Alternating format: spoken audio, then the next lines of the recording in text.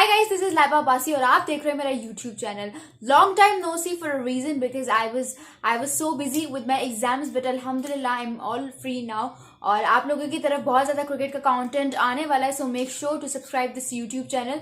और आप लोगों की कन्वीनियंस के लिए मैंने टाइम स्टैम्प्स दे दिए, लेकिन आज की वीडियो के लिए ऐसे टाइम स्टैम्प्स की जरूरत नहीं होगी बिकॉज ऑब्वियसली आज की जो वीडियो है it's going to be very short. It's going to be India versus England का टेस्ट रिव्यू, साथ में थोड़ा सा ऑस्ट्रेलिया वर्सेज वेस्ट इंडीज के बारे में भी बात कर लेंगे। तो मेक श्योर कि इस चैनल को सब्सक्राइब करें। बात करते हैं इंडिया वर्सेज इंग्लैंड के बारे में, जो कि टेस्ट मैच हो रहा है। It's a series of 5 test match series और इसका पहला टेस्ट मैच का डे 2 आज हुआ और उसके इख्तिताम पे रविंद्र जडेजा बहुत ज्यादा हो रहा है। लेकिन ऑब्वियसली इसका डे 1 मैंने कवर नहीं किया, तो पहले उसको भी कवर करते हैं। पहले इंग्लैंड ने बैटिंग की और 246 पे उनकी पूरी टीम ऑल आउट हो गई। बिल्कुल बेबस दिखाई दी है इंडियन स्पिनर्स के आगे। With you talk about Ravichandran Ashwin या आप रविंद्र जडेजा के बारे में बात करें, आप अक्षर पटेल के बारे में बात करें, और ऑब्वियसली इंडिया की जो स्ट्रेंथ है वो उनकी बॉलिंग तो है। आप उनकी बॉलिंग को जितना भी ओवर शैडो कर ले, but you have to accept the fact कि इंडिया की जो बॉलिंग है उनकी स्ट्रेंथ हमेशा से रही है, ठीक है, और उसमें भी स्पिनर्स का ज्यादा रोल होता है। और अगर इंडिया एक टेस्ट फॉर्मेट में अपोजिशन को अपने स्पिनर्स से जकड़ लेता है ना, तो इसका मतलब ये है कि फिर इंडिया ने मैच जकड़ लिया है। और सूरत हाल भी कुछ इसी तरह की नजर आ रही है। पहले जो इनिंग्स इंग्लैंड ने खेली उसमें इंडिया के जो बॉलर्स थे, इंक्लूडिंग रविंद्र जडेजा, उन्होंने 3 विकेट्स हासिल की और कोई 88 रन दिए। फिर आप रविचंद्रन अश्विन के बारे में बात कर लें तो उन्होंने भी 3 विकेट्स हासिल की और उन्होंने कोई 68 रन दिए थे। फिर अक्षर पटेल ने भी 2 विकेट्स ली। लेकिन द पॉइंट इज कि जडेजा की जो विकेट्स है उसमें जरा बड़े नाम थे, उसमें जो रूट थे, उसमें ये थे, उसमें वो थे। अश्विन की भी अच्छी विकेट्स थी, लेकिन इट्स जस्ट के रविंद्र जडेजा जो है ही is going to be the highlight of the video today. साथ ही साथ अगर आप बात कर लें बैट्समैन के बारे में, तो एज सच किसी की तरफ से उन्होंने इंग्लैंड की तरफ से कोई स्कोर नहीं आया था एक्सेप्ट बेन स्टोक्स। उनकी हल्की फुल्की उनकी टीम ने इनिंग्स खेली थी। जॉनी बेयरस्टो ने 40 रन की इनिंग खेली, बाकी बेन स्टोक्स है उन्होंने जो है वो 77 के स्ट्राइक रेट से आई गेस जो है वो उन्होंने रन स्कोर किए थे। 88 बॉल्स पे आई गेस उनका था कोई 70 समथिंग का स्कोर, जो कि अच्छा था। उन्होंने चौके भी मारे, छक्के भी मारे and he led his team to kind of a good total. मैं ये नहीं कहूंगी कि बिल्कुल ही कोई अच्छा टोटल था, but it was kind of a respectable total. फिर बात करते हैं इंडिया की इनिंग्स के बारे में, जो कि आज अभी भी जारी है। मतलब अभी तो डे एंड है, लेकिन कल भी शुरू होंगी वो इनिंग्स। और इंडिया ने, अगर मैं आपको बताऊं तो एक नई अप्रोच जो है जो उन्होंने अडॉप्ट की हुई है वो नजर आती है। वहां से आपको बैट्समैन जो जिन्हें मैं वाकई कहूंगी परफॉर्मर ऑफ द डे या परफॉर्मर ऑफ द मैच, उनको या performer of the innings, I would say that would be more appropriate to say. Yashasvi Jaiswal की 80 रन की इनिंग्स, जबरदस्त टैलेंट। यशस्वी जायसवाल का वैसे ही बड़ा नाम आजकल बड़ा मशहूर चल रहा है, उनको साइम अयूब के ज्यादा उसके साथ बहुत ज्यादा कंपेयर किया जाए। कंपैरिजन तब अच्छा लगता है जब आपका ओपोनेंट जो है वो भी उतने ही मतलब रन करे। I agree with the fact कि Saim Ayub is a very stylish player, he is very full of potential and he is capable to do a lot for Pakistan, but still he is not able to match the level of यशस्वी जायसवाल। यशस्वी जायसवाल को जब जब मौका मिला he has proved himself, और उन्होंने आज 80 run की inning के लिए he missed out on a well deserved century, that too against England, but the fact is कि यशस्वी जायसवाल was absolutely brilliant। फिर केएल राहुल की बात करें तो उन्होंने बड़ी जबरदस्त इनिंग्स खेली और वो हमेशा खड़े रहते हैं जब भी उन्हें जरूरत होती है।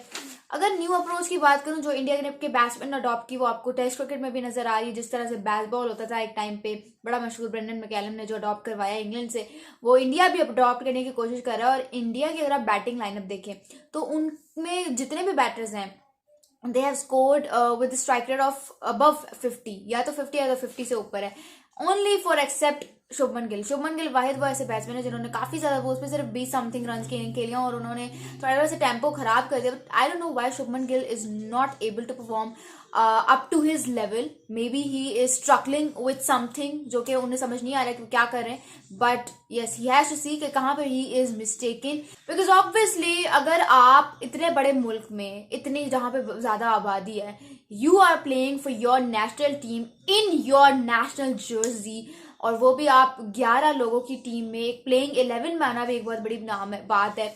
उसमें अगर आप आके खेल रहे हो तो यार you have to give a tough competition. आपको दिखाना है कि अगर आप टीम में हो तो you are exactly capable of something, ठीक है।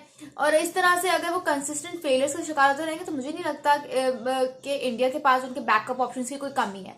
India have got their backups ready for any individual.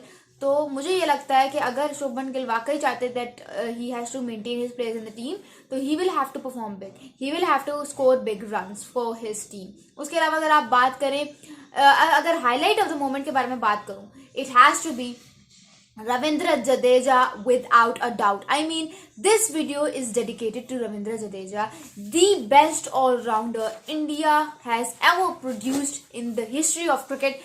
I mean, he is absolutely wonderful. एक होता है best batsman, एक होता है best bowler, एक होता है best all-rounder. But Ravindra Jadeja is someone who you always look up to. He someone को हमेशा इंडियन फैंस जो हैं वो देखने के लिए रेडी होते हैं, because obviously he is absolutely amazing. वो सिर्फ बॉल के साथ परफॉर्म नहीं करेंगे, वो सिर्फ बैट के साथ परफॉर्म नहीं करेंगे, but is also able to create pressure on the opposition, क्योंकि उनका कुछ है यार, उनमें कुछ ऐसा है that actually steals something from the rest of the allrounders. तो Ravindra Jadeja is absolutely a beast, ठीक है। और मतलब उन्होंने पहले इंडिया के लिए 3 विकेट्स हासिल की इतनी जबरदस्त इकोनॉमी के साथ, ठीक है। और उसके बाद बैटिंग के साथ इतना ज्यादा कंट्रीब्यूट कर दिया। Still not out, I guess उनका 71 रन हो गए, maybe something like that, but he is absolutely amazing. And not just this, बल्कि Ravindra Jadeja also tops the list with most half centuries for India. अगर आप बात करें कि इंडिया में 2018 के बाद से जैसे से ज्यादा 50+ स्कोर किए हैं टेस्ट क्रिकेट में, तो उसमें Ravindra Jadeja becomes the top 1 because उन्होंने अभी 8 50+ स्कोर्स कर लिए इंडिया के लिए। दूसरे नंबर पे आते हैं Rishabh Pant with 7 in hand and Cheteshwar Pujara on third one with 7 in hand. Winnings के नंबर का डिफरेंस होगा, इसलिए ऊपर नीचे आ रहे हैं। उसके अलावा अगर आप बात करें रविंद्र जडेजा की, तो उनकी एवरेज जो थी वो 2018 से पहले तक 31 थी, ठीक है, जो कि वो भी बेस्ट है because obviously as an allrounder देखा जाए तो वो भी उनकी बैटिंग एवरेज कोई इतनी बुरी नहीं है, बहुत कमाल है, that too in test cricket. लेकिन उन्होंने उस चीज को इम्प्रूव किया 2019 के बाद से, जो उन्होंने फिर टेम्पो पकड़ा और उनकी एवरेज अभी जो करंटली है दैट इज 41 की, जो कि सरप्राइजिंग है और एस्टॉनिशिंग है, ब्रिलियंट है, मैग्निफिसेंट है। And I am really short of words at the moment to actually appreciate Ravindra Jadeja, but he is absolutely a gem of a person, ठीक है। और मुझे अभी भी याद है उनको जो चेन्नई सुपर किंग्स को उन्होंने मैच जितवाया था, वो बहुत जबरदस्त था। बाकी उन्होंने जो अभी आज उन्होंने इंडिया के लिए कर दिया है, मतलब यार I mean amazing amazing. And जितनी भी आज उनकी तारीफ की जाए ना वो कम है, वो एब्सोल्युटली कम है। के साथ ऑन स्ट्राइक पर जो है वो है अक्षर पटेल, और वो दोनों की पार्टनरशिप चली हुई है, बहुत अच्छा टेम्पो बना हुआ है। आई होप सो कि वो इस टेम्पो को कंटिन्यू करते हैं और मजीद 100 रन की लीड ले लें। But I feel like according to the current circumstances India are still having a lead of 175 run over England, और इंग्लैंड के ऊपर ये लीड कोई इतनी आम बात नहीं है। They also have big names in their playing 11 in their तो कहने का मकसद इट्स वेरी सिंपल। अगर इंडिया चाहता है कि वो मजीद इंग्लैंड के ऊपर, सॉरी मेरे मुंह में बार बार ऑस्ट्रेलिया है, अगर वो चाहते हैं कि मजीद वो इंग्लैंड के ऊपर एक प्रेशर क्रिएट करें, so they will have to have a reach of maybe more 100 run. अगर वो चाहते हैं कि मजीद वो प्रेशर इंग्लैंड पे करें, मुझे तो यही लगता है कि कल ये जो टेस्ट मैच है, ये पहला टेस्ट मैच जो है 5 मैच टेस्ट मैच सीरीज, उसका जो पहला टेस्ट मैच है वो कल ही वाइंड अप हो जाएगा, या मोस्ट प्रोबेबली अगर आप कर लें तो 4th डे पे, ज्यादा नहीं आगे जाएगा। बिकॉज अगर आपके इंडिया ने अगर आपको थ्रू द स्पिनर्स अटैक कर दिया है, ठीक है, और वो भी इतने बड़े बड़े नामों वाली टीम को, जिसमें जो रूट है, जिसमें जॉनी बेयरस्टो है, जिसमें बेन स्टोक्स है, तो इसका मतलब वाकई दे केपेबल ऑफ समथिंग। और इंडिया के स्पिनर्स वर्ल्ड क्लास स्पिनर्स है। अभी तो आप शुक्र करें कुलदीप यादव नहीं है, और फास्ट बॉलिंग में अगर चले उनके, अगर आपको उनके स्पिनर्स नहीं भी चलते कल के दिन पे, बिकॉज ऑब्वियसली जैसे जैसे दिन प्रोसीड करता है टेस्ट क्रिकेट में सेशन बाय सेशन, तो जो विकेट है वो स्पिनर्स के लिए काफी ज्यादा फायदेमंद होती जाती है। और मेरा ख्याल से कि ये जो 3 वर्ल्ड क्लास स्पिनर्स हैं अभी इंडिया के पास, अश्विन, जडेजा और अक्षर पटेल, तो ये जो उनकी स्ट्रेंथ है ना, ये बहुत कुछ कंट्रीब्यूट कर सकती है टीम इंडिया के लिए। और अगर अनफॉर्चुनेटली अगर उनके स्पिनर्स नहीं भी ले सकते क्विक विकेट्स, तो they have also got as through their fast bowling, जिसमें जासप्रीत बुमराह है, जिसमें मोहम्मद सिराज हैं, तो मतलब उनके पास ऑप्शंस बहुत हैं। It's just that how they utilise them, ठीक है। उसके अलावा अगर आप बात कर लें ऑस्ट्रेलिया वर्सेस वेस्ट इंडीज के बारे में, तो उसमें ऑस्ट्रेलिया मुझे जीतता हुआ नजर आ रहा है। 2 मैच की टेस्ट सीरीज है ये, और एक तो ऑस्ट्रेलिया ऑलरेडी जीत चुका है, दूसरा मैच जो है उसमें ऑस्ट्रेलिया बहुत ज्यादा फंसा, ठीक है। डे 2 था और उसमें ऑस्ट्रेलिया बहुत फंसता हुआ नजर आया। They were 161 for the loss of 7 wickets when Pat Cummins walked in as a captain and he played a brilliant innings of 64 not out I guess, और जबरदस्त उन्होंने इनिंग्स खेली, चौके भी मारे, छक्के भी मारे, और उन्होंने ये इनिंग्स खेल कर नॉट आउट ही थे वो, 9 उनके आउट हो चुके थे जब उन्होंने इनिंग्स डिक्लेयर कर दी। आई गेस 248 समथिंग पे उन्होंने अपनी इनिंग्स डिक्लेयर की। I mean he actually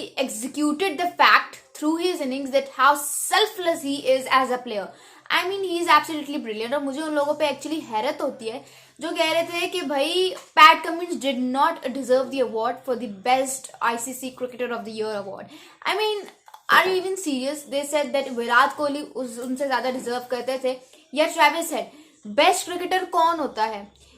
best cricketer को बेस्ट कैप्टन के साथ मत करें एसोसिएट। बेस्ट क्रिकेटर का मतलब है कि बेस्ट प्लेयर। अब ना उन्होंने स्पेसिफाई किया है उसको एज अ बेस्ट बैट्समैन, ना उन्होंने उसको स्पेसिफाई किया है एज अ बेस्ट बॉलर, ना उन्होंने उसको स्पेसिफाई किया है एज अ बेस्ट ऑलराउंडर। उन्होंने उस चीज को स्पेसिफाई किया है as a best cricketer. Best cricketer वो होता है जो अपने टैक्टिक्स के जरिए, अपनी माइंड गेम्स के जरिए अपनी टीम को कोई मैच जितवाता है। PAT Cummins did exactly the same, he did exactly the same. उन्होंने, अगर आपको लगता है कि वो ये अवार्ड डिजर्व नहीं करते, तो उसकी एक्सप्लेनेशन में भी आपको दे देती हूँ। विराट कोहली परफॉर्म करते रहे through out the year, but what about the days when it mattered the most? What about the World Test Championship final? What about the ODI World Cup final?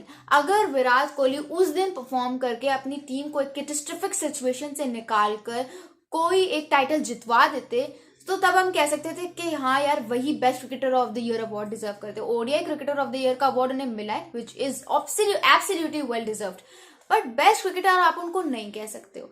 PAT Cummins ने अपनी team को बुरे से बुरी situation से निकाला है। उन्होंने अपनी आपको बताया how genius he is as a player, how genius he is as a captain. और ये कोई छोटी बात नहीं होती, अपनी टीम को आप एक रिस्पेक्टिव ईयर में 3 टाइटल जितवा दो। He retain the Ashes, he won the ODI world cup final, he won that too in India against India, ठीक है, और वो भी तब जब इंडिया वो गोइंग अनडिफीटेड। उसके बाद उन्होंने जो है वर्ल्ड टेस्ट चैंपियनशिप फाइनल जीता अगेंस्ट इंडिया। तो मतलब यार ये छोटी अचीवमेंट्स नहीं होती, ये बहुत ज्यादा जरूरी होती हैं और ये बहुत ज्यादा मैटर करती है। अभी आप लोगों को समझ नहीं आएगा, they are actually confusing this particular award as it was something for individuals, ठीक है। ये इंडिविजुअल बेसिस पे नहीं था। अगर इंडिविजुअल बेसिस पर होता तो ट्रेविस हेड को मिलता। फिर भी मैं कहूंगी कि विराट कोहली को नहीं मिलना चाहिए था, ट्रेविस हेड को मिलता, बिकॉज ट्रेविस हेड परफॉर्म उन्होंने तब किया जब इट मैटर्ड द मोस्ट। उन्होंने वर्ल्ड टेस्ट चैंपियनशिप फाइनल के दिन परफॉर्म किया, 150 रन की उन्होंने इनिंग्स खेली थी। फिर उन्होंने ODI वर्ल्ड कप फाइनल में जो पूरी टीम लेट गई थी इंडिया इन बॉलर्स के सामने, और ट्रेविस हेड जिस तरह से आए और उन्होंने एक जबरदस्त नॉक खेली, वो डिजर्व करते हैं अगर आप करें इंडिविजुअल बेसिस पे। लेकिन अगर आप बात करें बेस्ट क्रिकेटर, तो बेस्ट क्रिकेटर वो होता है जो अपनी टीम को मैच जितवाता है, और पैट कमिंस ने वो सारे बॉक्सेस फिल किए हैं इस अवार्ड को ऑक्यूपाई करने के लिए। तो मेरे ख्याल से Pat Cummins was the most deserving one for this particular award. बाकी Usman Khawaja has been awarded with the best test cricketer of the year, and ये जो अवार्ड्स हैं डिस्ट्रीब्यूट हो गए। बाकी ICC ने अपनी एक टीम भी अनाउंस की थी, पूरे साल की जो उन्होंने एक टीम बनाई थी, और उसमें अनफॉर्चुनेटली एक भी पाकिस्तानी नहीं था। Well this was my review for today, जिसमें मैंने ये 3 चीजें कवर की। अगर आप मजीद ऐसी वीडियोस देखनी है तो do subscribe my YouTube channel and press the bell icon to never miss any video from me. This is Laiba Basi signing of. Thank you.